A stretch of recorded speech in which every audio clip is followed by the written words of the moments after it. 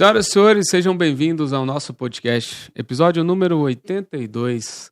É sempre bom trazer alguém aqui que a gente gosta, que a gente é fã, que a gente acompanha há muito tempo, que a gente admira. Então, recebam com muito carinho Rosenval Ferreira, a voz, para mim, uma das vozes mais inteligentes de Goiânia. Meus amigos são muito generosos, né? É tão bom ter amigos, né? E pessoas que dizem isso que você diz, às vezes me dizem tanto que eu acabo acreditando nisso, né? Eu tenho fãs e pessoas que gostam de mim. Mas eu estou há tanto tempo na praia que você acaba, se você for uma pessoa assim agradável, você acaba fazendo alguns amigos ali, né? Você joga vôlei, com certeza, você tem muito amigo, você brinca na água e tal, então eu tenho bons amigos, isso é verdade, viu? Agradecer também ao professor Badião, que ele que indicou você, que eu já te conhecia, tinha vontade de convidar para vir aqui, mas não tinha seu contato. Professor Badião, cheguei na casa dele, ele estava ao telefone contigo. Fala com o Rosenval, leva o Rosenval lá no podcast. O Badião é uma figura muito querida, uma pessoa histórica da minha vida, está comigo há décadas, né? Me conhece muito bem meu caráter, meu sentido ético de fazer jornalismo, e eu sou muito grato pela amizade do Badião. O Badião é um grande amigo, não é? Quantos anos, Rosenval, como jornalista? Quantos anos já? Como jornalista, a gente entrega a idade e chega um momento que você não quer entregar nada. Né? Você não quer entregar os filhos, não quer entregar o dinheiro, você não quer entregar a vida. É verdade. Você quer só receber, né? Mas assim, eu estou há mais de meio século trabalhando como jornalista. E não é porque eu comecei, eu conto a minha carreira de jornalista a partir do primeiro dia que eu recebi profissionalmente para ser jornalista. Ah, sim, certo. Isso é legal. Eu estava já estava um semestre e meio da Casper Libro, que eu sou formado pela Casper Libro de São Paulo, né? E eu tive a minha primeira remuneração como jornalista. E dali eu conto minha carreira, né? E dessa primeira remuneração como jornalista, eu passo de meio século, 50 e tantos anos, fazendo publicidade e jornalismo. É bom que se diga que eu comecei como redator publicitário, sim, junto com jornalismo, praticamente no mesmo tempo. Eu fui redator publicitário primeiro, olha que coisa interessante, e depois, 6 meses depois, eu comecei como jornalista. E eu nunca deixei de fazer as duas coisas. Sabe uma coisa que eu admirava muito em você, Rosenval? Eu esperava essa oportunidade para te fazer esse elogio, que foi uma inspiração para que eu pudesse aliar meu estilo de comunicação, que eu sempre admirei comunicação com um português refinado como o seu e com as pausas. Você comunica, você fazia aquelas crônicas, que eu lembro quando você fez uma época no SBT, acho que você fez uma época na Rádio Terra, e eu gostava de assistir todas as suas crônicas, ali você discorria um assunto importante, com uma linguagem simples e com a comunicação que dava gosto de ouvir. Então, parabéns por essa voz e por essa comunicação assim pausada, que eu sou fã de comunicação pausada, assim, sem ser muito acelerada, que você vai ouvindo, entendendo aos poucos. Eu estive na Serra Dourada quase 17 anos. Serra Dourada também, eu lembro. A TV Serra Dourada, né? A TVS, né? Aqui, sim, Serra Dourada. Eu tive quase 17 anos lá, 16 anos e 4 meses. Eu estive na Terra 11 anos, olha aqui. Eu tenho Te acompanhei muitos anos na Terra. Eu fiquei muitos anos, mais de 15 anos na TVC Cultura, né? Depois agora estou na PUC TV, estou na Record, na Bandeirantes, na Jovem Pan. E sempre diversifiquei meu trabalho. Mas por incrível que você falou na minha voz, vocês sempre fizeram uma pesquisa para saber qual é das vozes mais conhecidas de Goiás. Portanto, Goiás por causa de Goiânia, né? Sim. E eu tirei primeiro lugar nessa coisa de voz conhecida. Com certeza. Mas o que me diziam, e eu sempre acreditei nisso, de bobagem, que eu não tinha voz para ser locutor. Mesmo? Nem para ser radialista, nem nada. Aí quando eu deixei de ligar para as pessoas, passei a ligar para o meu profissionalismo, que eu acreditava que pudesse ter, aí eu falei, deixa a minha voz taquara rachada fluir. E aí o conteúdo, ele se sobrepôs à voz, porque eu cheguei no tempo que era o estilo assim, o Cassim Zaiden, né? Era difícil competir, né? O Jacques Sabrão, né? Aquelas vozes de tenor, aquelas vozes... Jacques Sabrão também era uma voz marcante. Então, aquele era o estilo, né? Essa voz taquara rachada minha, hoje, graças a Deus, as pessoas estão deixando de olhar para a casca. Né? Estão olhando para o conteúdo. Então, são tempos bons, porque eu sou de um tempo que eu olhava muito para a casca. E a casca, ela não quer dizer muita coisa, não, né? É verdade. Mas antes que a gente continue, pra gente entrar num papo legal aqui, que eu acho que o Rosenval também é autoridade para trazer pra gente uma clareza sobre análises políticas, acho que a gente vai conduzir sobre isso aí. Vamos falar dos nossos apoiadores. Transforme sua casa em um lar sob medida com móveis planejados. Estilo, funcionalidade e exclusividade em cada detalhe. Chegou a hora de deixar sua casa do seu jeito, do jeito que você sempre sonhou. Com móveis planejados, você aproveita cada espaço, une beleza, praticidade e cria um ambiente que reflete sua personalidade. A AWS planeja móveis que combinam com seu estilo de vida. Soluções inteligentes para cada cantinho da sua casa. Quer tirar seu sonho do papel? Então fale com o time da AWS Interiores. O QR Code está disponível na tela. Transforme a gestão contábil da sua empresa com a Conceitos Contabilidade. A Conceitos tem como propósito inovar e revolucionar o mercado contábil, oferecendo a você as ferramentas mais modernas de gestão e assessoria. Atendemos desde pequenos empreendimentos até grandes negócios, com especialização em lucro real, mas sempre avaliando o melhor cenário para você, seja Simples Nacional ou lucro real. Com a Conceitos Contabilidade, você alivia a dor da burocracia, legaliza seus processos e foca no que realmente importa: fazer seu negócio prosperar. Entre em contato e descubra como nossa experiência pode se tornar seu maior diferencial competitivo. E o nosso último parceiro é a Pitangui Tintas. A Pitangui Tintas é uma empresa referência em soluções de pintura. Eles oferecem uma linha completa de produtos, incluindo tinta imobiliária, automotiva, zarcão, verniz, PU, epóxi e outros. A Pitangui Tintas se destaca pela qualidade e eficiência de seus produtos, perfeitos para atender desde pequenos reparos até grandes projetos. Se você busca resistência, praticidade e um acabamento impecável, a Pitangui Tintas é a escolha certa para você. E como sempre, Rosenval Pitangui manda uma lembrancinha para os nossos convidados. Mandou uma lembrancinha para você aqui também. Olha aqui, a coisa que eu mais gosto é brinde, é mimo, sabe? É bom demais ser mimado. Vamos ver aqui.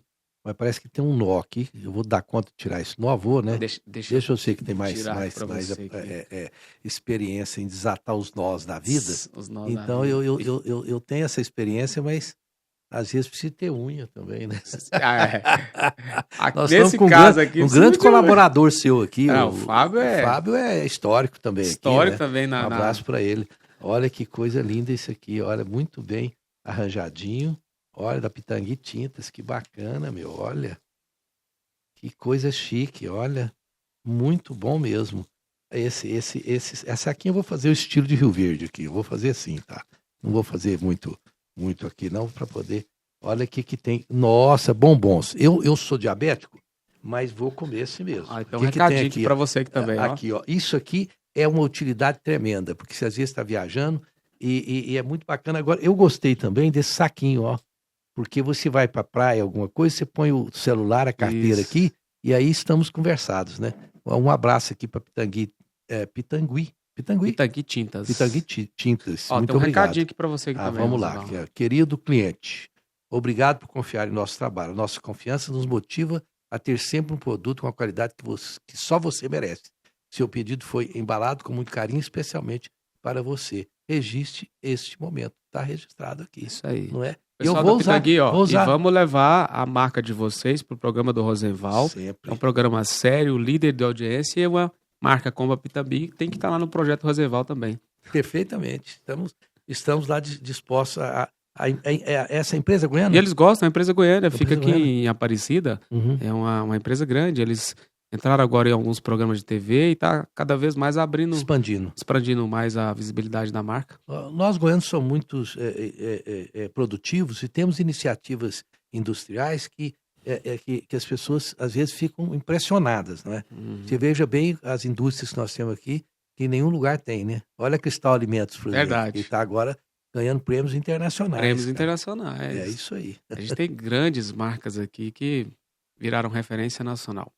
Mas, Rosenval, eu ouço muito, acompanho muito as suas análises políticas e eu queria começar ouvindo a sua opinião em relação a esse momento que a gente está vivendo no Brasil. Essa polarização e que, consequentemente, chegou a essa guerra tarifária, eu queria entender a sua opinião. Até onde isso que aconteceu foram fatores políticos e até onde o que aconteceu era já previsto pela gestão do governo atual, etc. e tal. É preciso tentar entender onde certas coisas são plantadas, né?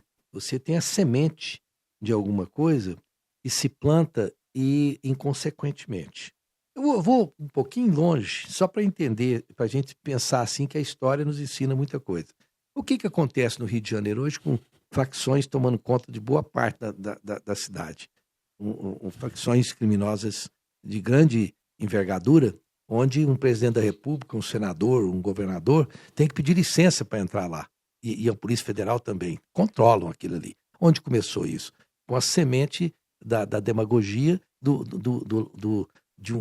um político que impediu o pessoal de subir um morro, certo? O que aconteceu? Ali começou a semente de uma coisa que se espalhou por todo o Brasil, está a Bahia sofrendo, está todo mundo. Nós estamos exportando criminalidade, né? Porque um político demagogo resolveu lá atrás fazer isso.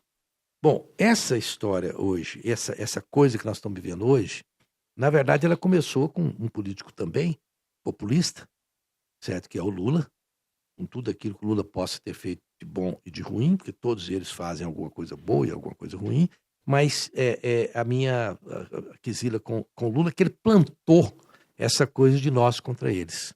Quer dizer, o empresário é vilão, o trabalhador que é explorado. Então, essa coisa de nós contra eles começou a plantar essa sementinha lá e o Brasil foi, a cada momento, sendo separatista no seio da própria sociedade. Então, o que nós fizemos? Fizemos, primeiro, empregados contra patrões. Inclusive, eu estava tentando lembrar, foi o Leonel Brizola que fez isso lá atrás. E o Lula sentiu que isso podia ser alimentado, né? Não só o Lula e Companhia Limitada começou a fazer isso. Isso foi sendo plantado na sociedade. Após isso, falou, poxa, uma sociedade dividida, ela não vai observar e não vai se unir naquilo que interessa para a sociedade. Aí nós, que temos interesses muito particulares, não é? Nós vamos poder dominar essa sociedade com mais leveza. Ou seja, quando eu coloco alguém como inimigo interno e fecho os seus olhos para a realidade. Para a realidade do país. Aí o que aconteceu? Poxa, não era suficiente. Aí o que nós começamos a colocar homens contra mulheres, né? Como se todos os homens fossem ruins, todas as mulheres fossem boas, ou qualquer coisa do gênero. Começamos a colocar héteros contra gays, pretos contra brancos, e aquilo vai num crescendo, né? A coisa tomou corpo de tal forma que aí surgiu um outro personagem, que é o presidente que foi recentemente colocado em prisão domiciliar. Outro líder de massa também. Outro líder também populista, né? Também, porque os dois são. É bom não esquecer isso. Os dois, eles são faces da mesma moeda. Concordo plenamente. Eles estão assim, é na moeda, a moeda é a mesma. Só que um está de um lado, outro está do outro. De um lado ou de outro. Então não há mocinho, não há, é um lugar assim que não tem mocinho ou bandido. Tem dois sujeitos que cada um a seu modo faz o populismo esse de separação. O outro percebeu que havia um vácuo ali e falou, não, somos nós contra esses vermelhos, esses comunistas. Não é? Encontrou caixa de ressonância na sociedade com uma coisa que estava muito latente, né? Porque realmente a esquerda, se é que tem esquerda no país e direita, que eu gosto sempre quando falo de esquerda. Se for buscar na essência, nem existe, né, Roosevelt? Eu sempre digo isso, é o meu bordão. No Brasil não existe direita ou esquerda. Existe quem está no poder e não quer sair e quem está fora do poder e quer entrar. Sempre foi assim e nos moldes como nós temos que sempre o será. Então, para você ter uma ideia, vamos falar assim, o Partido Comunista, né? Que já chama Partido Comunista, né? Ele se une em dado momento ao partido do Ronaldo Caiado, que de comunista não tem absolutamente nada. A depender do interesse, né? Não é? Então, nós temos interesses. E quem faz essa história de direita e esquerda somos nós, que ao invés de nós irmos às ruas para poder reivindicar o que nos interessa, e o que nos interessa é se você unir um sujeito sério da direita e um sujeito sério da esquerda, e tem gente séria nos dois espectros, né? Tem sério dos dois espectros. Não os radicais, esses são imbecis. O lulopetismo é exagerado, extremado, é cheio de imbecis que não dá nem para conversar. O bolsonarismo radical é cheio de imbecis que não dá nem para conversar também. Então, ali, as pessoas sérias que têm lado, mas são sérias, se você fizer uma lista dos 10 maiores problemas nacionais, eu tenho certeza que 90% o que nos une vai ser muito maior do que o que nos separa. Com certeza. Mas aí a gente foca naquilo que nos separa, não é? Então, quem pode negar que nós temos que resolver o problema da população carcerária no Brasil, que está só aumentando, não está resolvendo o problema do banditismo? Quem deixa de afirmar que se as quadrilhas continuarem tomando conta do Brasil, o Brasil daqui a uns dias vai ser um naco para isso, já não é, não é verdade? Quem não concorda que na distribuição de renda do Brasil não pode ser do jeito que está? Quem não concorda que a nossa justiça morosa, caríssima e por isso ineficiente, tem que mudar? Quem não concorda que nós somos um país onde o custo da democracia seja tão alto que ele não se compara em nenhum parâmetro, em nenhuma nação rica do planeta?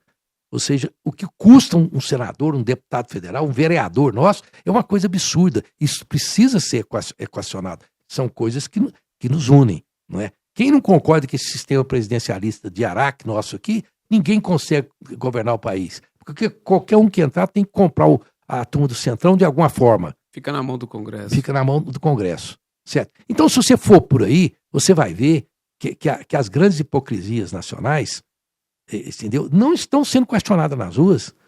Quem que sai para a rua para dizer, não, eu quero ensino de primeira qualidade para os meus filhos, eu não quero mandar meu filho para uma escola particular, não, porque eu já pago imposto demais. Quem vai às ruas por isso? Quem vai nas ruas por isso é reivindicar e dizer, não, gente, nós temos que ter um sistema ferroviário no país, a exemplo de todos os países do mundo que os têm, e o transporte público existe.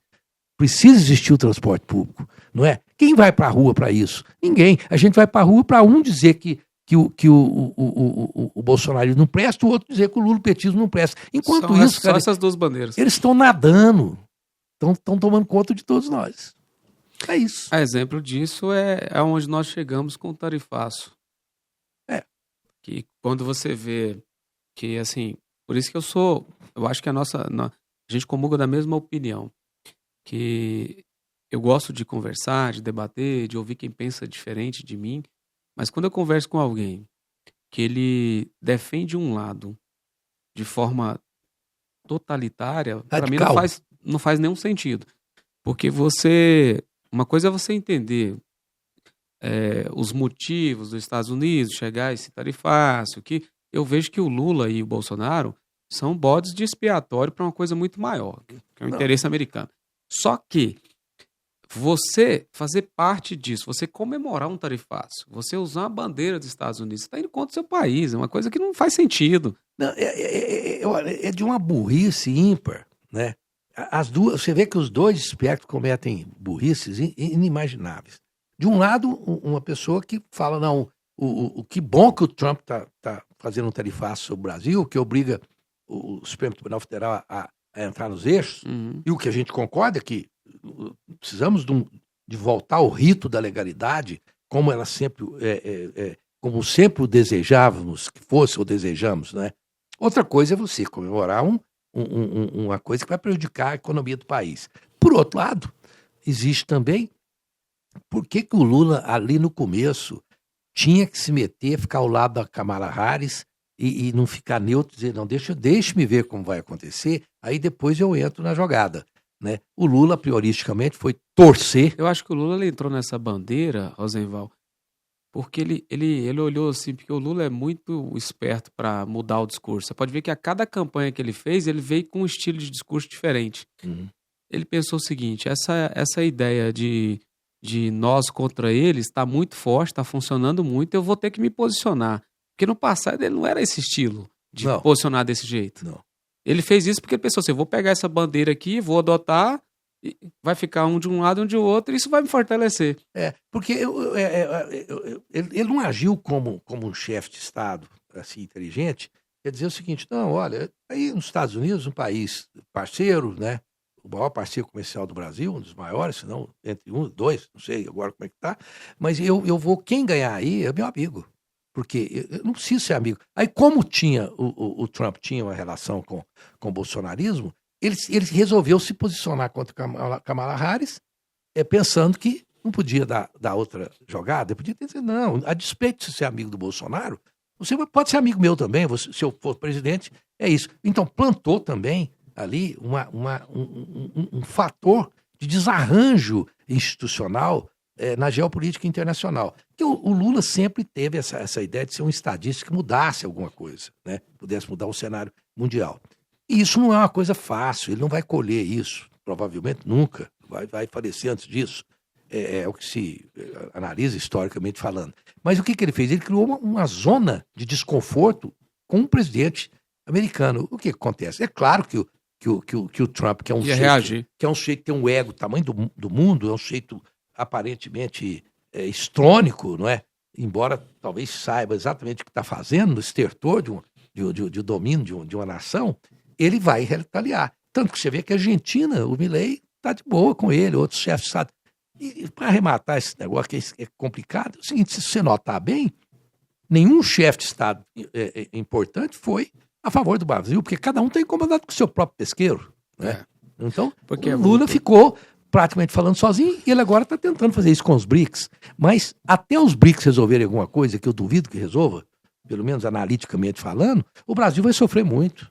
E o brasileiro que sofre por conta da antipatia do Lula, não pode ser assim também. Né? E a prisão domiciliar do Bolsonaro, Roosevelt, qual que é a sua opinião? Eu vejo isso, tudo isso é totalmente desnecessário, considerando que a lei já estava cumprindo a sua função, ia terminar com o que todo mundo sabe. Quer dizer, se eu fosse, inclusive, o Bolsonaro, eu já me entregava logo, falava, não, me põe na cadeia logo, eu já sei que vocês vão me pôr mesmo, então me coloquem. Ninguém, inclusive, se você pode notar que a grande mídia, ela não fala assim, após sua condenação, Bolsonaro falar isso, poderá acontecer isso com ele. Ele não fala assim, se ele for condenado, caso ele seja condenado, ele já está condenado, ponto final. Eu entendo que o Alexandre de Moraes, ele entrou nessa guerra de ego, porque é um outro jeito, bem perigoso. Em qual sentido? Porque o Alexandre de Moraes, toda pessoa que tem o ego muito inflado, ele acaba na ponta prejudicando a si e os outros. O ego é necessário, você tem ego, eu tenho também. Nós estamos fazendo aqui um podcast, por quê? Porque temos o ego. O ego bem atraente, nós gostamos de nós mesmos. Mas você não pode ser uma figura que, num dado momento, na função que você ocupa, você passa a ter um agosto por coisas que faz Olha, a Constituição brasileira não pode torcer, ela tem que ser uma coisa que você tem uma retidão de análise muito perfeita. Hoje os professores de direito constitucional estão sofrendo, né?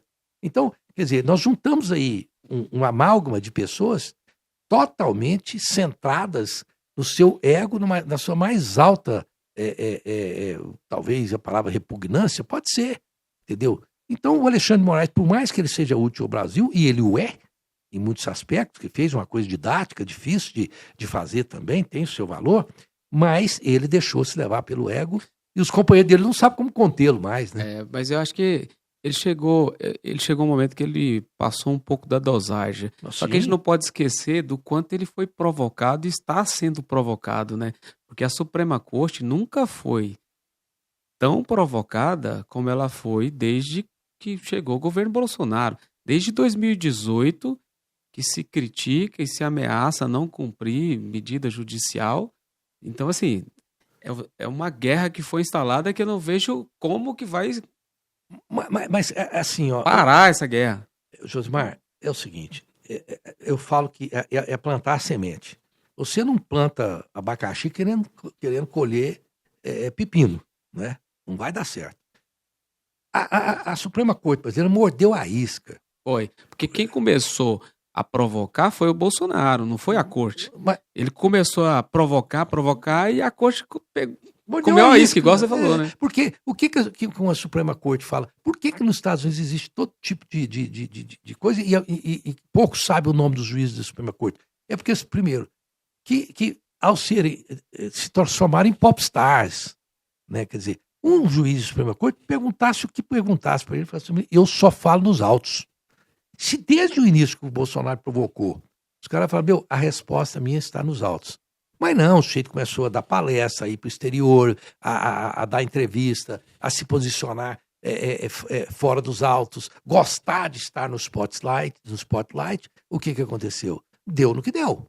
Né? Aí nós estamos aí com um grande problema institucional no Brasil que dificilmente vai ser resolvido. É porque eu não vejo saída, porque o Congresso, uma coisa é o que os políticos dizem na frente de uma Câmara. Outra coisa é o que eles fazem na prática. Sim. O Bolsonaro já teve a chance de frear o Supremo e não quis. Quando chegou um projeto de lei para vetar a decisão monocrática, ele vetou o projeto de lei. Depois a gente teve a lava-toga. Então a gente teve várias iniciativas que não houve interesse, porque uma coisa é o que se vocaliza, outra coisa é o que acontece ali nos bastidores. Por exemplo, estou vendo agora, hoje à tarde, alguns congressistas fazendo protesto no Congresso, travando algumas pautas, etc. e tal.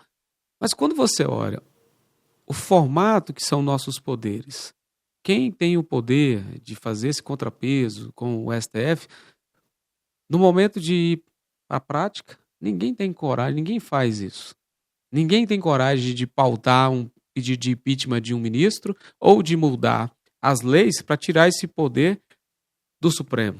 Não avança. É por isso que eu não vejo saída. É porque, se você perceber bem, o que acontece? Nós temos ali...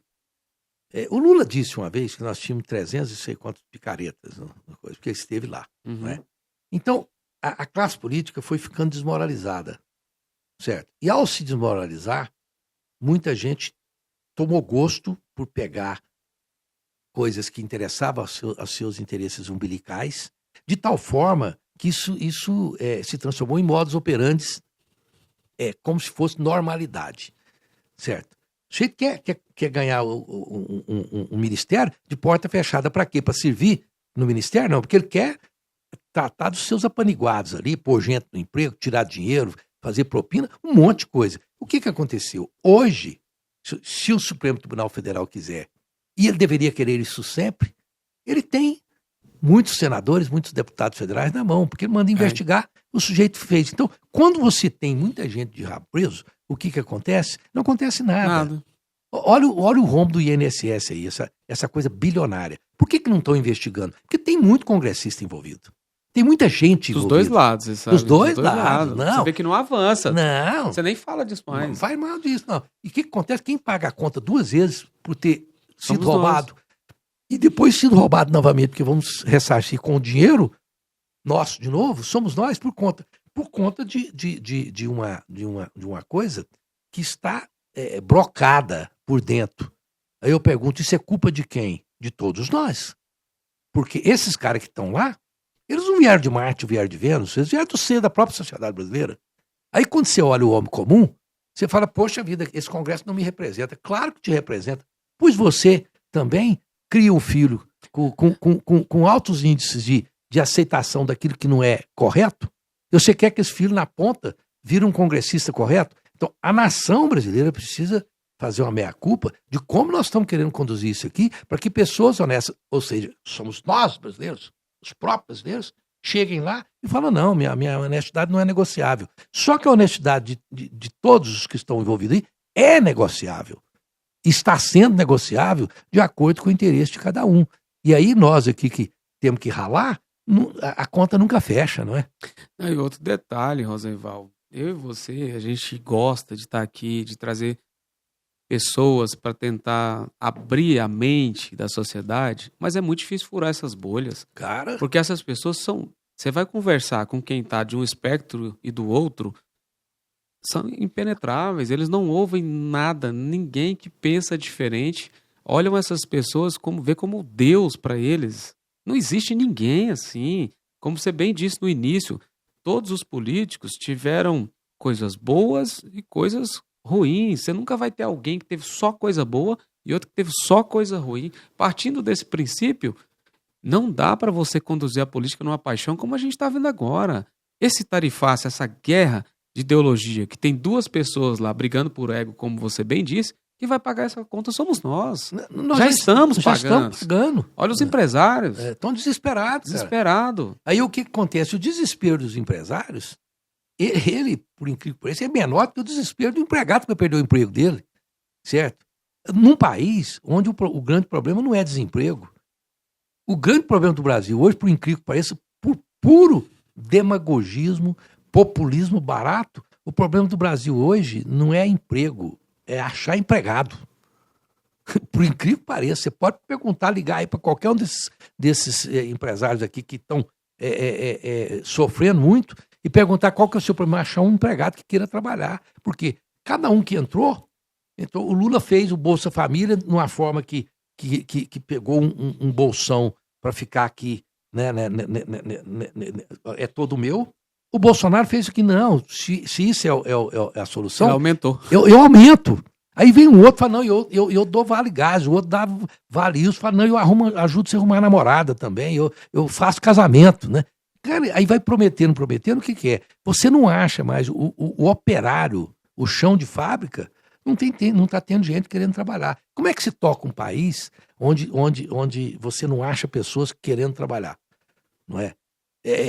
Nós estamos, o Brasil, só que o Brasil, aí vamos fazer uma pausa aqui, você falou que eu gosto de pausa, eu gosto. Pausa. Para o Brasil, eu vou descer, vou olhar o Brasil de fora. O Brasil sempre foi e sempre será maior do que qualquer governo. O Brasil sempre vai progredir, apesar do governo. Dos governos, porque o Brasil aqui... É um Brasil que sobreviveu Dilma. Lula, Bolsonaro, e agora tá aí... Sobreviveu Collor, cara. Collor. Não é? Sobreviveu todo tipo de tranqueira que você possa imaginar lá em cima. Agora, o que nós estamos tendo aí também? Nós estamos tendo uma nova leva de administradores, principalmente nas prefeituras. Graças a Deus, eu acho que eu sou espírito, eu acredito que espíritos melhores estão vindo aí, né? Para poder dar um jeitinho. E o que acontece? Nós já estamos tendo governadores altamente eficientes. Você olha, por exemplo, se você olhar no mapa, nós temos o Ronaldo Caiado aqui, certo? Eu não sou, porque fala assim, Ronaldo Caiado, então você é caiadista? Cara, eu estou dizendo o seguinte, o Ronaldo Caiado que acertou alguma coisa, que fez o Fábio vai gostar, porque o Fábio é caiadista. Pois é, mas você veja, o Fábio, se for caiadista, tem razão para dizer, o Caiado fez alguma coisa em Goiás que está funcionando, é o Brasil que está dando certo. Você vai lá em Minas, o Zema está dando certo também. Você vai em São Paulo, o Tarcísio está dando certo. Posso citar algum da esquerda que está dando certo? Fica à vontade. Não, eu estou tentando aqui lembrar aqui nesses estados que estão dando certo, para não dizer que eu estou falando só cara que teoricamente é de direita. Mas, enfim, tem governadores que estão fazendo a coisa certa. Mas o problema é que nesse presidencialismo de mentira é complicado. Certo? Eu gostaria, por exemplo, que o Lula pudesse governar. Vamos ver se o sujeito sabe governar do jeito dele, vai melhorar tudo para nós. Então deixa ele governar. O Congresso vai ficar só para fazer leis. Você acha que seria melhor um semipresidencialismo? O que você acha que seria melhor? Não, olha, de todos os modelos do mundo, e quando a gente fala isso, a pessoa tem que ter muita inteligência histórica para entender. O melhor dos governos é a monarquia. A monarquia institucionalizada como a monarquia parlamentarista. Certo? Porque o monarca está sempre lá, ele é uma garantia de estabilidade e o parlamento faz a sua função. Seria isso. Como não sei quem seria rei, eu gostaria, se tivesse reinado, nós dois íamos nos candidatar. Mas, enfim, o parlamentarismo, ele costuma ser um governo melhor, porque no Brasil o que acontece? O parlamento brasileiro, ele não tem o ônus, só o bônus. Quer dizer, quando as coisas dão errado, é o presidente que deu errado. Ninguém fala assim, o parlamento brasileiro não prestou. Não é? E isso vai para todo lugar. Quando o governador não controla os deputados, ele também não governa. Se o prefeito não controlar a Câmara de Vereadores, ele não, faz igual o Rogério Cruz. Não administra. Concorda? Então, nós não podemos ter um legislativo que controla o executivo ao ponto de inviabilizá-lo. Porque aí o rabo fica banando o cachorro. Não é verdade? Não pode ser isso. Então, nós temos que encarar isso de frente e dizer, não, vamos mudar isso? Vamos. Vai demorar? Vai, mas vamos tentar mudar. Então, eu entendo que nós tínhamos que mudar, pelo menos para dizer assim, não, então presidencialismo de mentira eu não quero. O presidente que entrar lá fala, não, eu não quero um presidencialismo de mentira, eu vou corrigir isso. Mas com com essas bolhas, como a gente acabou de citar aqui, quando eu olho para o eleitor, Roosevelt, eu fico desanimado com o nosso país. O que a gente faz? Eu não consigo, não sei se você consegue, eu não consigo furar a bolha com amigos, com conhecidos, e é a maioria. São essas pessoas, Roosevelt, que colocam esses caras no segundo turno. Por exemplo, a eleição passada. Eu garanto que eu e você, nós fomos votos vencidos. Lula e Bolsonaro foi para o segundo turno, não foi escolha minha e sua. Não foram. Não foram. E aí o que a gente faz? Porque quando a gente tenta, o Brasil tem que investir em educação, é a linha que eu acredito, eu continuo sempre estudando, eu acredito que isso a médio e longo prazo vai acontecer. Mas quando eu olho para o processo, ele está muito lento, porque as pessoas acreditam em respostas simples para coisas complexas.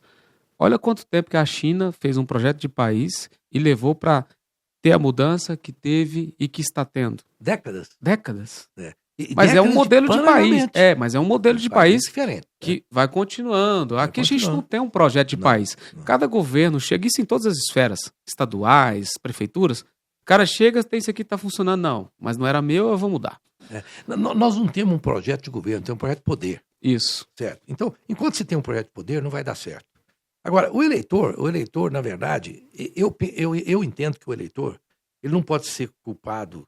Ele é cúmplice, mas não totalmente culpado, no seguinte sentido, porque quando a gente acaba votando, você acaba votando no menos pior, ou naquele que vai ser menos pior. Você não tem uma posição. Agora, quando você pega uma nação que a cada geração ela se torna pior do ponto de vista cultural, aí, como diz o outro, não dá, não é? Porque o que nós estamos tendo aqui? Nós estamos tendo a cada geração pessoas que estão ficando cada vez mais alienadas contra a sua própria história. Reféns do algoritmo. Não é? Contra a sua própria história. Por exemplo, essa gente toda que ficou nas portas dos quartéis, não sei o quê, pedindo para o Exército tomar conta do Brasil. Eu tinha muita dificuldade, inclusive, se tivesse me ouvido, eu gosto de contar essa história, tinha uma turma sentada e falei, gente, não vai para Brasília, porque eu conheço a história do Brasil, eu acompanhei, eu já sou, tenho quilometragem suficiente para entender o que aconteceu com os militares, e no tempo dos militares que eu vivi. Eles não vão entrar nessa roubada mais, porque foram chamados a salvar a nação, depois entraram no atoleiro, não sabia como sair, a coisa virou um problema, e eles ficaram muito tempo, até hoje, pagando o preço. Então, eles não vão entrar nessa roubada de novo. Não pensem, porque isso não vai acontecer. Se você tivesse estudado um mínimo de história básica... mas quem estava em porta de quartel, convenhamos, com todo respeito, não estudou história, né? Não estudou, igual você fala. Se tivesse estudado, não ia lá. Não ia lá, não ia. Se o cara tivesse um mínimo de estudo histórico, não, mas imagina se os caras vão entrar nessa roubada de novo. Então, o que acontece? Aí um ser humano que não tem cultura, que não tem informação, não tem referência histórica do seu próprio país, da sua cidade, ou do que é que seja, ele é facilmente manipulado. E foi assim que aconteceu. Uma manipulação grotesca, deu tudo errado, e quando uma coisa começa errada, ela continua errada, certo? A gente está tentando aí, inclusive, eu acho que é um bom momento, talvez, para a gente falar assim, olha, vamos ver quais são os erros de parte a parte e o que nós podemos fazer para minimizá-los. Não vai corrigir. Você acha que seria interessante agora uma anistia, Roosevelt? O que você acha? Eu sempre achei o seguinte, talvez a anistia não seja o caso, porque é uma coisa difícil de ser equacionada, porque há muita animosidade para isso e com razões, né? N razões. Porque tem pessoas que de fato cometeram crimes, né? Não então são todos, mas... Eu entendo o seguinte, vamos cumprir a lei? Não que anistia nada, a lei será cumprida. Como? Exatamente como manda o figurino. Porque o fulano de tal estava lá fazendo o quê? O que você fez lá? Ele vai ser julgado através do quê? O que manda a lei nesse sentido? Certo? O que eles fizeram? Didaticamente, falou, não vamos dar uma lição para ninguém nunca mais fazer um negócio desse. Mas você não pode, à guisa de combater a barbaridade, fazer uma barbaridade. Não é? Fala, não, esses caras estão fazendo barulho aqui na minha vizinhança demais, então manda a polícia quebrar todos eles para o hospital. Pô, não é assim que a lei manda fazer. Exageraram na dosimetria, né? Na dosimetria. Então, o que a lei manda fazer? O que a lei manda? Tem a lei do silêncio, tem isso, eles vão ser processados por quê? Por terem feito barulho demais. O que manda a lei? Aí isso é só pagar uma multa. Então é isso que manda a lei.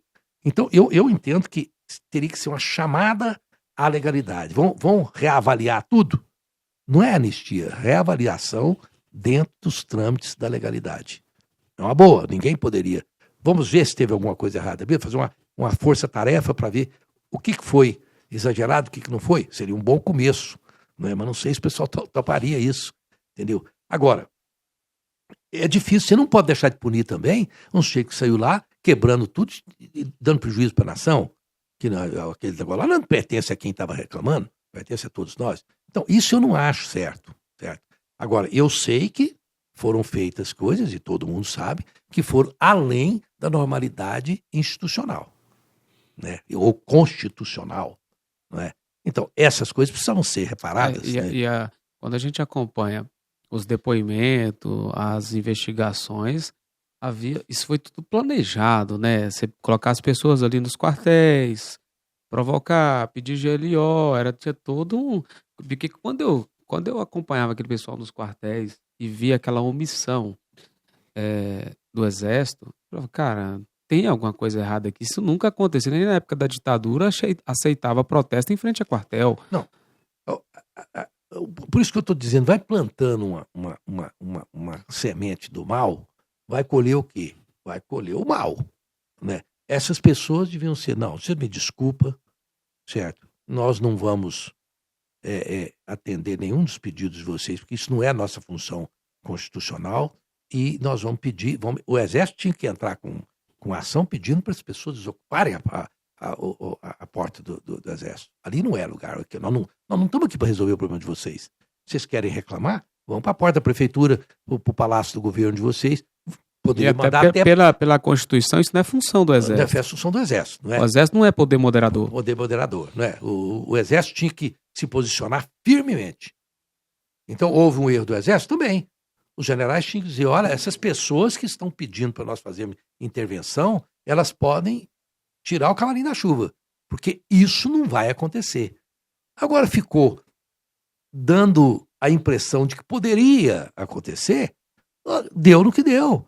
Aí os bestas que entraram nessa jogada é que estão pagando pato, na verdade. E o que fez? Jogou o país numa lamaçal, num atoleiro difícil de ser resolvido. Não, e desde então, a gente não consegue emplacar pautas que sejam do interesse público da sociedade, porque assim, a cada fato novo, você tem uma resistência de um lado, o pessoal segue de novo essa onda e a gente não desembarca disso aí. Tá muito complicado. Muito, né? Tá muito complicado, porque eu chamo várias pessoas aqui sobre política, especialistas, e eu não vejo solução. Não, é difícil, porque você veja bem, quando você...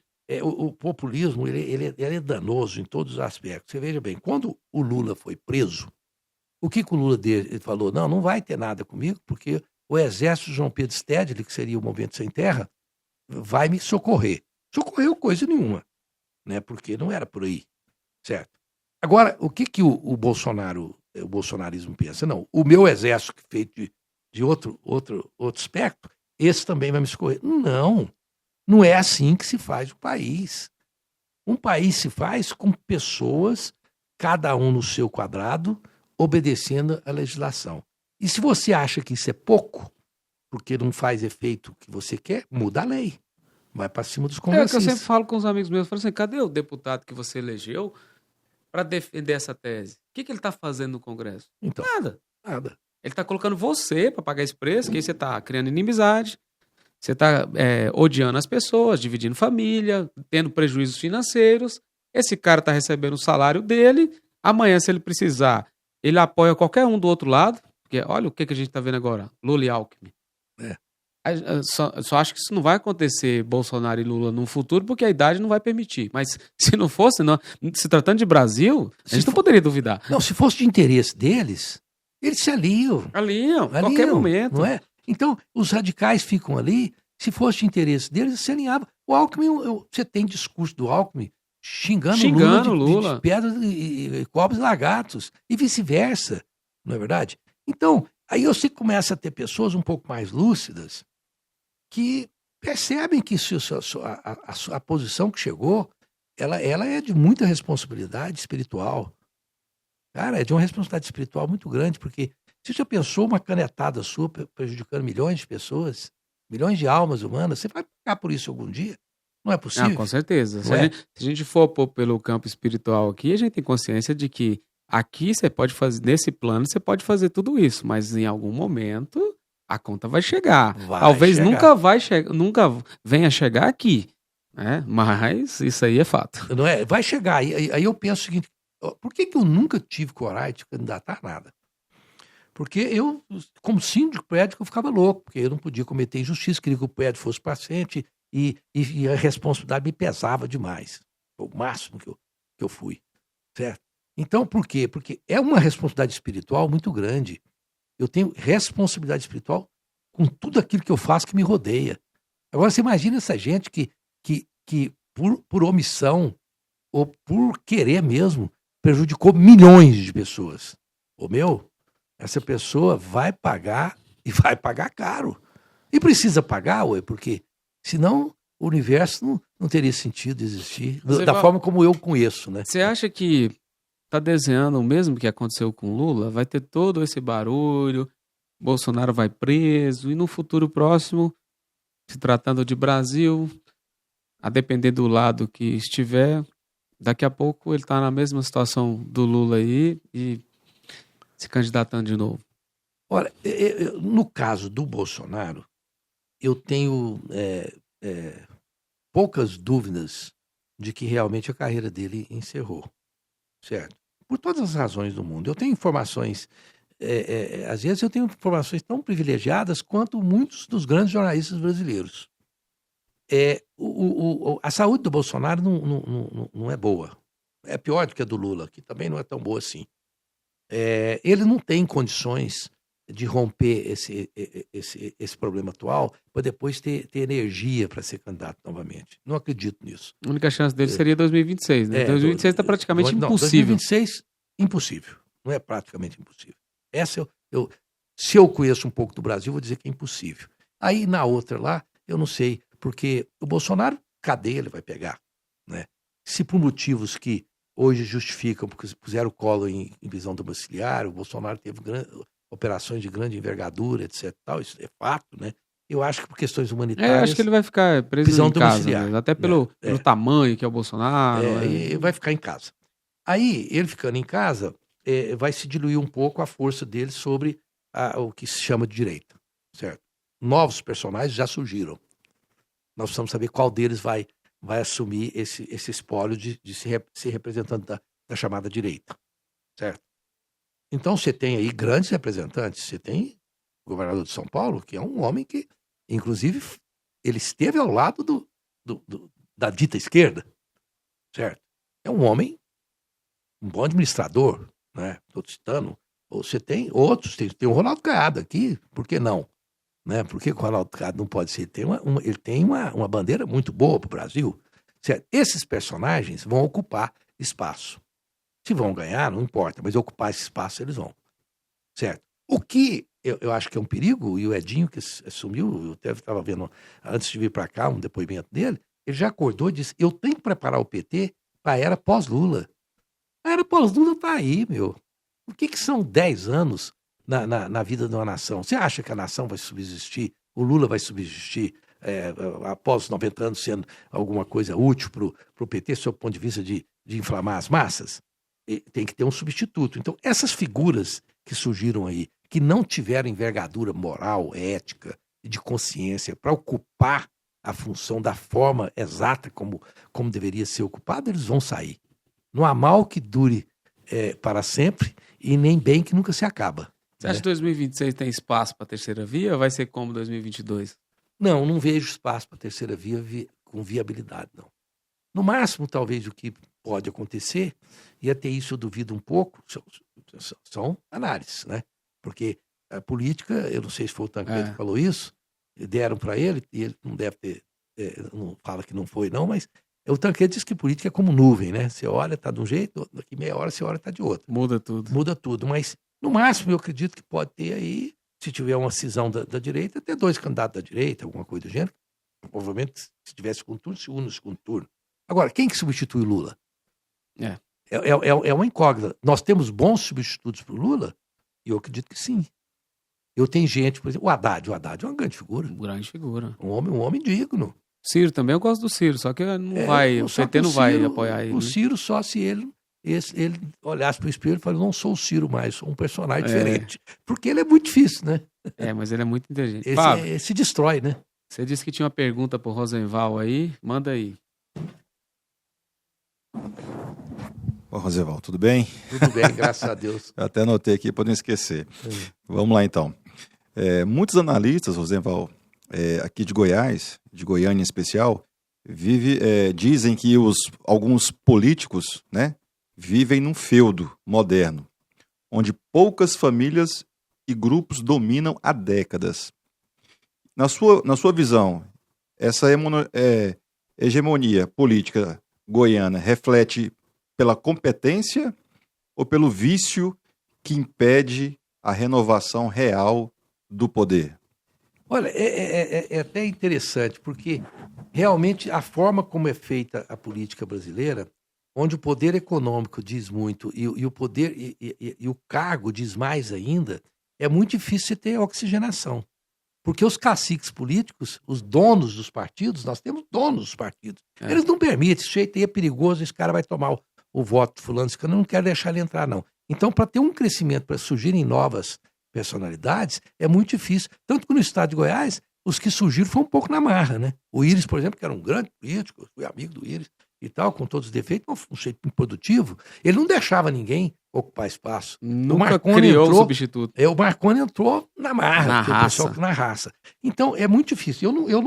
Eu digo que é pelo sistema, não pela competência, certo? Pode ser que alguns sejam pela competência. Eu não quero dizer que não tenha gente competente, e são pela competência. Eu cito aqui alguns e poucos.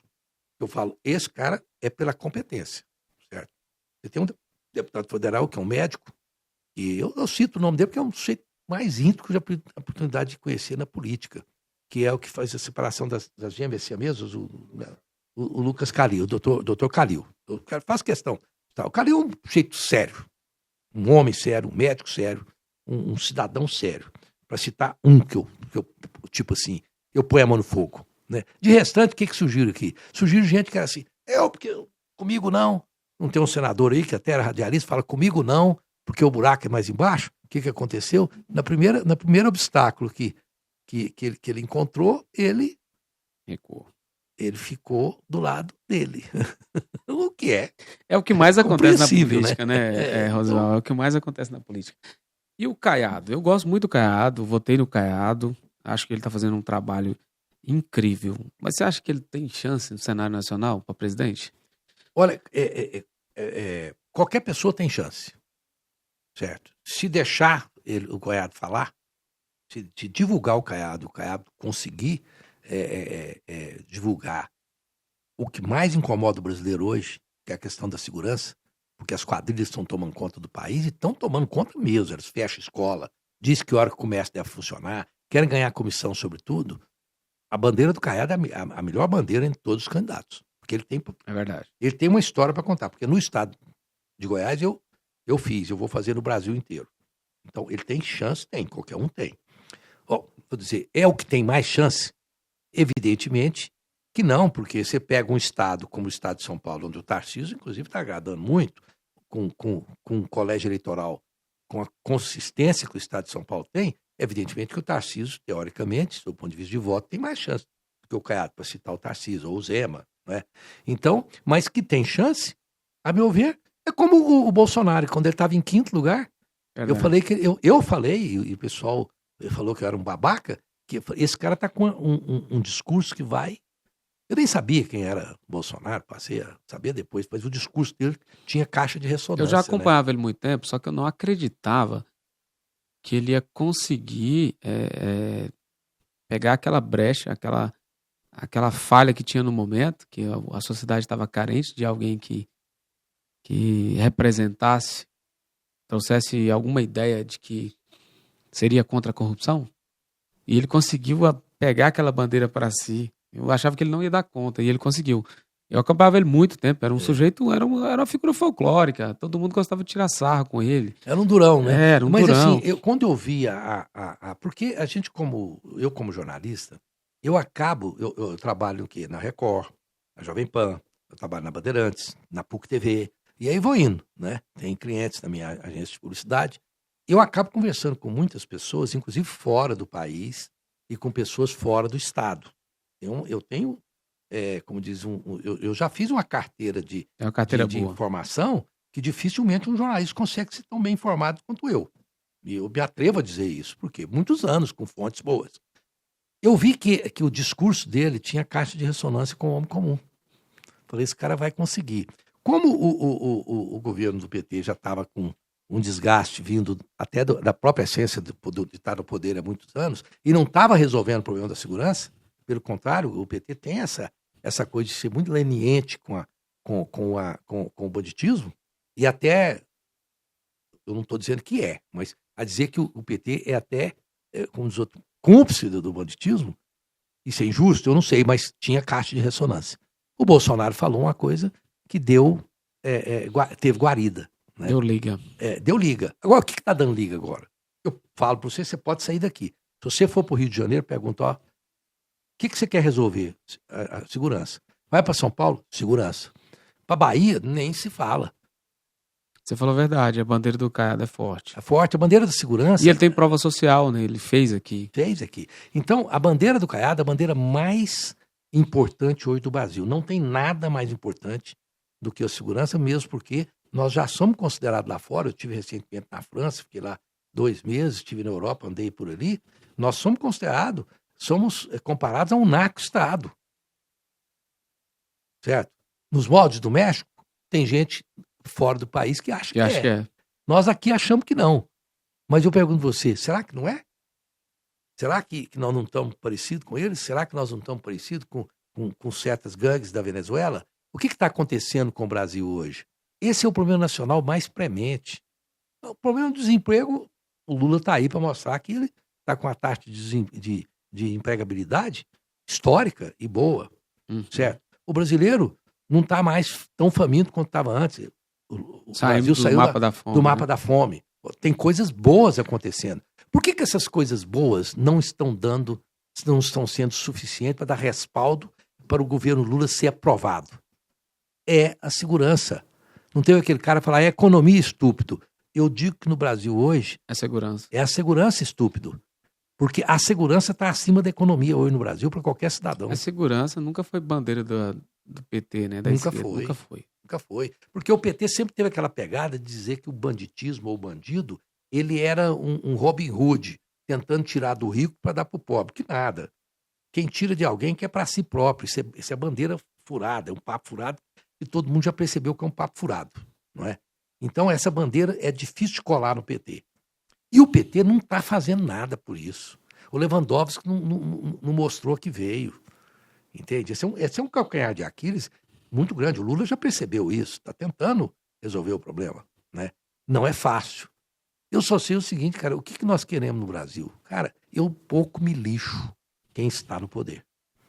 Eu quero que a minha vida e eu também, filhos... a vida toda, Rosival, eu nunca tive ideologia política, assim, só esquerda, só direita. Eu gosto de projeto, de cara bacana que vai me representar. Se o sujeito tem um projeto de governo que você fala, poxa, isso é viável, eu com a inteligência que eu tenho, me parece razoável que ele pode fazer isso. É um político? É. Ele vai cumprir? Não sei. Mas pelo menos ele tem um projeto de governo que está me convencendo. Não é verdade? Agora, você votar no sujeito que ele deixa de ser assim e assado, não sei quem que vai tomar. Toma conta disso aqui, mas administra. Seja de esquerda, de direita, da beirada, do meio, entendeu? Mas administra o país. Eu penso assim, né? Sabe, quando a gente não se apresenta, que escolhe um lado, a gente apanha, né, Rosemar? A gente vai apanhar do povo. Mas você sabe quando você sabe que você tem razão? Eu do ar, eu faço uma medida. Eu fico preocupado. Quando os radicais da direita estão me aprovando, cara, eu falo, ixa, tem um trem errado aqui. Quando os radicais da esquerda me aprovam, não, você falou que eu falo, tem um trem errado aqui. Agora, quando ambos começam a achar que eu sou um cara, começam a reclamar de mim, falam, eu tô certo. Eu também penso eu tô irritando os dois lados. né? Isso significa que eu não tenho uma deferência para um lado ou para o outro? Bom, eu digo o seguinte, se tiver que escolher, que é uma bobagem muito grande, então, por favor, me enquadrem como sendo um cara de direita. E não tem esse negócio de centro-direita, porque é covardia. Então, eu sou de direita. Em que aspecto? A direita que me representa é o Bolsonaro? Não. É o Trump? Não. Tem uma direita que me representa? Sim. Hoje eu tenho pessoas como Ronaldo Caiado, que é uma direita Sim. razoavelmente... É uma direita ponderada. Olha como ele agiu na pandemia. Ele agiu enfrentou todo corretamente. mundo. Não é? Então, aí esse tipo de direita, tá bom. Agora, de esquerda, eu não sou. Certo? Agora, você me pergunta, tem algum cara de esquerda que você gostaria de apoiar sem nenhum problema? Eu falo, tem. Eu cito, por exemplo, o próprio Haddad, que é um sujeito sério. Tem o Aldo Rabelo, né? Que é um cara que era do Partido Comunista, é um sujeito absolutamente lúcido. Nós temos pessoas da esquerda muito lúcidas. Então, esta lucidez me agrada. Eu gosto também muito do Ciro Gomes. O Ciro Gomes, né? Eu tenho uma particular rejeição ao Ciro por ele não ter inteligência emocional. Né? E a ausência de inteligência emocional foi o que destruiu o Bolsonaro. Então, eu não gosto muito de pessoas que não têm inteligência emocional. Aquela pessoa que pagina o momento e fala não. Mas eu acho que o Bolsonaro ele tem uma vantagem em relação ao Ciro. O Bolsonaro, ele é o formato do Lula, ele consegue comunicar com a massa. O Ciro nunca conseguiu. O Ciro não consegue fazer com que o sujeito comum, que é quem decide a eleição, quem leva os candidatos... coloquei errado. O sujeito simples, que é a maioria, é ele que leva os presidenciáveis para o segundo turno. Então, primeiro você tem que fazer essa galera te ouvir. Olha o Michel Temer. Michel Temer, para mim, foi um dos melhores presidentes que se teve. Só que não foi bem avaliado por quê? Não sabe comunicar com a massa. Deixa eu te dizer uma coisa. Eu tô sempre querendo encontrar pessoas que falem exatamente o que você, meu amigo, falou. O presidente da República, que foi o mais qualificado. E num período curto, hein? O que aquele cara fez. O Temer foi fantástico. Fantástico. Mas por que o Temer não foi para frente? Por conta da ganância de dois empresários que, infelizmente, são goianos. Sim. Né? Que deu ali um problema, por quê? Por coisas umbilicais. Né? Mas o Temer, até hoje, o Temer é uma voz para ser ouvida. Não, só para ver, nos bastidores, em Brasília é o cara mais respeitado. Todas as brigas que tem, chama o Temer para apaziguar. Bolsonaro e Alexandre de Moraes no 7 de setembro, com 1 ano e 11 meses do governo Bolsonaro, esticou a corda demais, chamou quem para apaziguar aquilo ali? Michel Temer. Agora de novo, estão chamando Michel Temer para tentar apaziguar essa situação. É um cara que eu sou fã, só que eu sei que ele nunca será compreendido, talvez no futuro, igual foi Enéas, porque hoje a galera está compreendendo Enéas. Mas precisou passar muito tempo para as pessoas conseguirem ver na prática o que aquele cara falava lá atrás. Não, você veja bem, é tão bom ouvir isso de uma pessoa jovem que analisa as coisas com competência. O Temer foi um grande presidente. O Juscelino Kubitschek foi um cara espetaculoso. O Fernando Henrique de Moraes teve a capacidade de... Fernando Henrique fez muita coisa, né? Ele foi muito revolucionário no Brasil, né? Teve seus erros? Claro. Mas os grandes avanços que a gente teve no Brasil de forma estrutural foi Fernando Henrique, né? Você veja, o Collor, que eu falo assim, eu teria todas as razões do mundo. Uma vez, eu tenho coisa que eu me envergonho, né? Você vai ficando mais maduro, você fala, puxa, que vergonha ter feito aquilo. Mas tem coisa que te envergonha? Fala, nossa, cara, quando eu vou pensar, como eu fui criança, como eu fui bobinho, né? Uma vez eu saí, encontrei com a Zélia Cardoso de Mello, esbarrei com ela no aeroporto, no Kennedy, lá em Nova York. Eu saí correndo atrás dela, xingando ela. Agora, você imagina que coisa mais absurda, eu xingando ela, tipo, varziano, eu sou a filha da mãe. Porque ela sequestrou minha poupança, eu tinha vindo dos Estados Unidos, ela sequestrou, eu transformei meu dinheiro em poupança, eu tinha vivido nos Estados Unidos mais de 10 anos, ela sequestrou, então eu fiquei com muita raiva daquela história. Que bobagem, né? E eu fico pensando, mesmo o Collor, que eu teria todos os motivos pessoais e particulares para poder encontrar com o Collor e xingar o Collor, eu teria que apertar a mão dele e falar, cara, graças a Deus que eu estou andando num carro hoje, que é um carro bom, porque o Collor abriu, Sim, com as abriu o bobagens mercado. todas, ele abriu o mercado. Então, eu acho que a gente precisa procurar nas figuras públicas aquilo que a pessoa fez de bom. Tem alguns que passam 4 anos, eu fico procurando, eu não encontro, eu fico desesperado. Tem alguns que eu não vou nem citar não para não apanhar aqui, que é difícil, né? É difícil, cara. Mas ainda assim tem algumas coisinhas boas, né? Não, eu acho, não, o cara foi legal comigo, me cumprimentou, me tratou bem. Então, eu vou por aí. Porque nós temos algum, por exemplo, pessoa que administrou a cidade, cara, nós tivemos um azar aí, um atrás do Sim. outro, que foi brincadeira, né? Agora tá aí o Mabel tentando fazer alguma coisa, temos que apoiar, né? A gente tem que ser esperançoso, né? Tem que acreditar. É. Rosenval, muito obrigado, já estouramos o tempo. Conversar com gente que a gente o Fábio tem mais uma pergunta ali, ó, tá vendo? Rosenval, ano que vem é ano político aí para governo, né? A gente tem alguns nomes em pauta aí, bons nomes, né? Você falou do PT, tem um próprio professor Edivar, né? Que é um bom nome, né? Tem aí, o Wilder vai vir também pela direita, então temos alguns nomes aí. Daniel Vilela vai estar no poder, vai estar com a máquina na mão, vai ser governador já no próximo ano, né? Vai ficar 8 meses como governador. Você acha que a figura do Daniel Vilela colou para os goianos? Ainda não, né? Porque é o seguinte, o problema, eu falo que é o problema do júnior, né? Por exemplo, você tem um pai muito proeminente, só a sombra do pai não é o que lhe vai dar um respaldo. Ele te dá um embasamento, ele tem pedigree, tem DNA, é uma boa pessoa. Daniel, assim, do seu ponto de vista particular, é uma excelente pessoa, mas ele vai ter que provar, nesse pouco tempo que está no governo, que tem carisma, que tem qualidades suficientes para não ser apenas uma sombra de ser o filho do Maguito Vilela ou de ser o menino do Ronaldo Caiado. Ele vai ter que ter personalidade. Coisa que ele não que você ter personalidade perto do Caiado também não dá, né? O Caiado, calma, fica lá no seu canto, não vem? Porque o Caiado é mais ele, né? Dominador, né? O Caiado é do tipo assim, boy que é boy, não chupa mel, come abelha, né? É um cara já dá... Mas o Daniel, ele vai ter que provar. Eu entendo que ele vai ter que provar, Tutano, e dar a si próprio uma nova roupagem para dizer, eu sou aquele cara tranquilo, mas eu vou ter condições de manter no meu possível governo a dureza que o Ronaldo Caiado tem na segurança pública. Porque ninguém vai aceitar diferente. Se ele provar isso, ele é um candidato que tem tudo para ser o vitorioso, porque está apadrinhado pelo Caiado, concorda? Agora, ele vai ter que provar isso.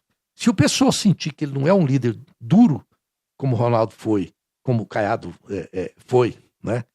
E o ele pode não ser o candidato ideal. Mas nós estamos aí, nós temos bons candidatos, né? Eu não sei quem está se apresentando hoje contra o Caiado. Olha, contra o Caiado, você fala para presidente? Não, para governador.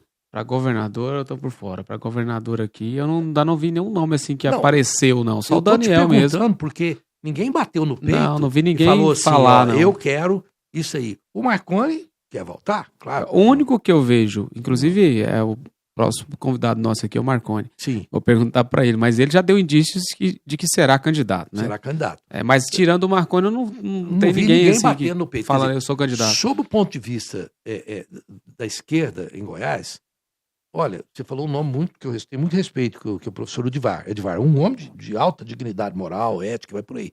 Mas o PT não tem respaldo no estado de Goiás, a não ser, salvo alguma coisa muito diferente, para poder pegar o governo do estado de Goiás. Tem um burburinho aí, não sei nem se isso é verdade, talvez você sabe melhor do que eu, de que o Marconi está costurando uma aliança com o PT. Mas eu não sei se isso... Eu não acho que o Marconi seria capaz de entrar nessa roubada. Por quê? Porque o nosso estado aqui, ele sempre foi direita. Nunca elegeu um governador, só teve 2 prefeitos, né? Esquerda. Eu tenho um respeito muito grande pelo Marconi, que sempre me respeitou. Né? E isso é muito bom. E tenho mesmo. Você pode até dizer para ele que eu disse isso aqui no ar, porque é verdade. Agora, eu não acredito que o Marconi possa fazer isso abertamente. Eu sou o homem do Lula, o homem do PT em Goiás. Isso é meio difícil. Ele não vai. Mas não é de se duvidar, hein? Porque a hora que o Alckmin fez. Pois é, mas eu não acredito que a conjuntura nossa permita uma coisa como a do Alckmin. Não acredito, né? Mas assim, você me pergunta, o Marconi é um candidato forte? Ué, Eu acho que no cenário atual ele é forte, por quê? Porque não tem concorrente forte. exatamente. Quer dizer, do ponto de vista de alguém para poder Não tem. chegar ali, Quem que o vai Marconi, competir com ele? ele pode A entrar- altura? Não tem. ele pode entrar nessa gaveta se o Daniel Vilela não ficar sendo visto como um júnior, né? O Marconi pode entrar nessa gaveta aí e dar trabalho, porque fazer política e ser uma pessoa capaz de articulado, que tem coisas também para mostrar do que fez no passado. Porque o Marconi, para mim, foi um dos melhores governadores que a gente teve. O Marconi foi um Questão de desenvolvimento do Estado, você não teve ninguém. O Não. Caiado tem a bandeira da segurança, mas questão de desenvolvimento do Estado não chega nem perto Não. de Marconi. O Marconi foi um governador progressista, ele foi um governador inovador, tanto que tem aí o VaptVupt, muita coisa que ele fez. Ele é um sujeito muito inteligente, o Marconi, e o que aconteceu? Todos os processos contra ele não vingaram. Então ele vem, assim, ele pode ressurgir das cinzas, não é? É uma figura a se prestar atenção, hein? Porque ele não é um sujeito que... E ele não brinca em campanha, não. Não. Ele provou tem chance de vir forte. que nessa correlação de Davi contra Golias, ele já foi o Davi. Já. E ganhou. E ganhou. Não, então presta atenção no homem, né? O homem é forte. Mas o que eu quero ver, que qualquer um que ganhar, não deixa a gente perder o que a gente ganhou, não? Eu quero alguém que, pelo menos, dê continuidade. Por exemplo, o Caiado fez trabalho bom na segurança. Dê continuidade a isso. Não vai desmanchar, não. Não desmancha, não. Continua, deixa até os mesmos, se for necessário. As mesmas pessoas. Deixa tudo aí, não é? Esse é o problema do nosso país, né, Rosenval? Os políticos entram, uma coisa está funcionando, está legal, não tem coragem de reconhecer e dar continuidade. Você sabe o que eu gostaria que o próximo fizesse? Já que o Caiado fez uma coisa, o outro fez outra? Olha, vamos cuidar do transporte no Estado de Goiás, transformar o Estado de Goiás num exemplo de transporte do país. Tá precisando. Com ferrovia, com rodovia, com tudo quanto tem estrada vicinal sendo asfaltada. Se nós fizermos isso, ninguém está segurando o Estado de Goiás. Quem sabe o Marconi volta o projeto dele do trem de Goiânia a Brasília. Brasília, um sonho, não é? Era o sonho dele. Se nós fizermos isso, assim, cada governador resolveu um problema, então o outro vem e fala, eu vou resolver o problema do transporte. O Caiado foi de segurança, eu sou do transporte. Aí o outro vem, resolve um outro problema. Rapaz, nós dois vamos ficar. Eu, quando vejo propaganda da prefeitura, na época da coisa, para encerrar aqui, e do Estado e tudo mais, eu falo, gente, eu quero mudar para lá. Eu, uma vez, vi uma propaganda de Goiânia, eu falei, não, gente, eu vou mudar para lá, ué. Mas eu já tô lá, mas onde que tá essa parte de Goiânia que não é a minha? É verdade. Não é? Rosenval, muito obrigado, cara, por ter aceitado o convite, de verdade mesmo, mais uma vez, te dizer que sou seu fã do seu trabalho, e continue fazendo esse trabalho para a nossa cidade, para o nosso estado, porque você enriquece a mentalidade dos goianos com falas inteligentes, análises inteligentes, uma postura séria, né, sem paixão política, como você conduziu aqui, como você conduz o seu programa. Então, parabéns pelo seu trabalho e muito obrigado. Muito obrigado, Josimar Pereira. Eu sei que você é essa nova geração que vai nos salvar, porque eu já estou entregando. Eu estou entregando a rapadura, né, cara? Não dá mais não dou conta mais não. E como você sempre fez crônicas bonitas, que eu sempre fui fã, que foi o que me prendeu lá no começo na Rádio Terra, eu gostaria que você olhasse para essa câmera e finalizasse com uma mensagem para quem está nos assistindo. Olha, eu queria que vocês que estão nos assistindo tivessem consciência de que nós estamos literalmente no mesmo barco. Sabe, você que é o homem que paga a maior carga tributária do planeta aqui no Brasil, de longe, a mais injusta e mal aplicada, nós precisamos nos unir como cidadãos.